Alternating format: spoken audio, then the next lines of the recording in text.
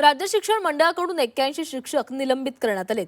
10वी आणि 12वी कॉपी प्रकरणी कारवाई करण्यात आली आहे। बीड जिल्ह्यामध्ये सर्वाधिक शिक्षक निलंबित झालेत। राज्यामध्ये कॉपीमुक्त परीक्षेचा बोजवारा उडालेला होता।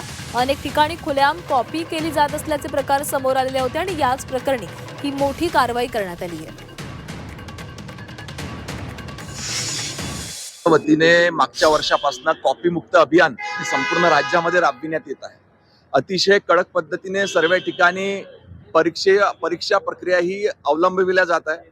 परंतु कुठेही छोटीशी जरी घटना झाली तरी त्याचा फार मोठा उहापोह त्या ठिकाणी करण्यात येतो। परंतु आज अतिशय आनंददायी गोष्ट ही आहे की राज्यातल्या जवळजवळ सर्व परीक्षा केंद्रांवर आधीपेक्षा अधिक चांगल्या पद्धतीने आणि चांगल्या व्यवस्थेने परीक्षा ह्या कंडक्ट करण्यात आलेल्या आहे। हे निश्चित आहे की 1-2 ठिकाणी काही चुकीचे प्रकार घडले, त्याच्यावर चौकशी करून संबंधितांवर ती कारवाई करणे सुरू आहे। नाही, ह्या संदर्भात मागे काही लिंक आमच्या हातात आल्या होत्या, त्या लोकांना अटक देखील करण्यात आलेली आहे। याची सखोल चौकशी करून जे या पद्धतीचं कृत्य करतात त्यांच्यावर कारवाई करण्याची प्रक्रिया सुरू आहे।